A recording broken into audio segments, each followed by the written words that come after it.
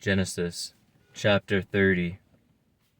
And when Rachel saw that she bare Jacob no children, Rachel envied her sister, and said unto Jacob, Give me children, or else I die. And Jacob's anger was kindled against Rachel, and he said, Am I in God's stead, who hath withheld from thee the fruit of the womb?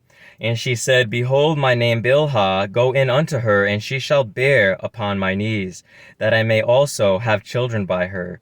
And she gave him Bilhah her handmaid to wife. And Jacob went in unto her, and Bilhah conceived, and bare Jacob a son. And Rachel said, God hath judged me, and hath also heard my voice, and hath given me a son. Therefore called she his name Dan. And Bilhah Rachel's maid conceived again, and bare Jacob a second son. And Rachel said, With great wrestlings have I wrestled with my sister, and I have prevailed. And she called his name Naphtali. When Leah saw that she had left bearing, she took Zilpah her maid, and gave her Jacob to wife. And Zilpah Leah's maid bare Jacob a son. And Leah said, A troop cometh, and she called his name Gad.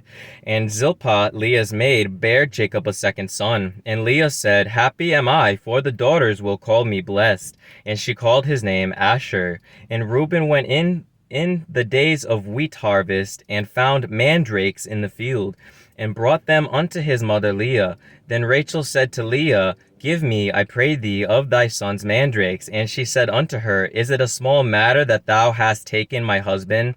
And wouldest thou take away my son's mandrakes also? And Rachel said, Therefore he shall lie with thee tonight for thy son's mandrakes. And Jacob came out of the field in the evening, and Leah went out to meet him, and said, Thou must come in unto me, for surely I have hired thee with my son's mandrakes. And he lay with her that night. And God hearkened unto Leah, and she conceived, and bare Jacob the fifth son. And Leah said, God hath given me my hire, because I have given my maiden to my husband. And she called his name Issachar. And Leah conceived again, and bare Jacob the sixth son. And Leah said, God hath endued me with a good dowry. Now will my husband dwell with me, because I have borne him 6 sons. And she called his name Zebulun. And afterward she bare a daughter, and called her name Dinah. And God remembered Rachel, and God hearkened to her, and opened her womb. And she conceived, and bare a son, and said, God hath taken away my reproach.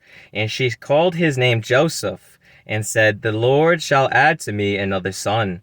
And it came to pass, when Rachel had borne Joseph, that Jacob said unto Laban, Send me away, that I may go unto mine own place, and to my country. Give me my wives and my children, for whom I have served thee, and let me go. For thou knowest my service which I have done thee. And Laban said unto him, I pray thee, if I have found favor in thine eyes, tarry, for I have learned by experience that the Lord hath blessed me for thy sake.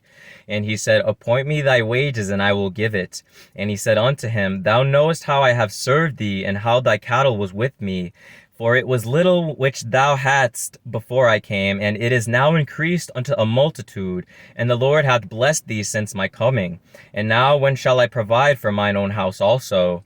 And he said, What shall I give thee? And Jacob said, Thou shalt not give me anything. If thou wilt do this thing for me, I will again feed and keep thy flock. I will pass through all thy flock today, removing from thence all the speckled and spotted cattle, and all the brown cattle among the sheep, and the spotted and speckled among the goats, and of such shall be my hire. So shall my righteousness answer for me in time to come, when it shall come for my hire before thy face. Every one that is not speckled and spotted among the goats, and brown among the sheep, that shall be counted stolen with me. And Laban said, Behold, I would it might be according to thy word.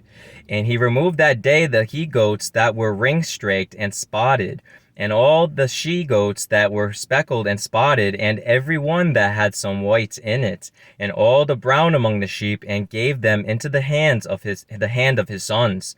And he set 3 days' journey betwixt himself and Jacob fed the rest of Laban's flocks.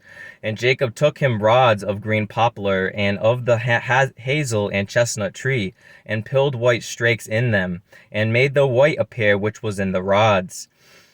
And he set the rods which he had pilled before the flocks in the gutters in the watering troughs. When the flocks came to drink, that they should conceive when they came to drink. And the flocks conceived before the rods, and brought forth cattle ring-straked, speckled, and spotted. And Jacob did separate the lambs, and set the faces of the flocks toward the ring-straked, and all the brown in the flock of Laban.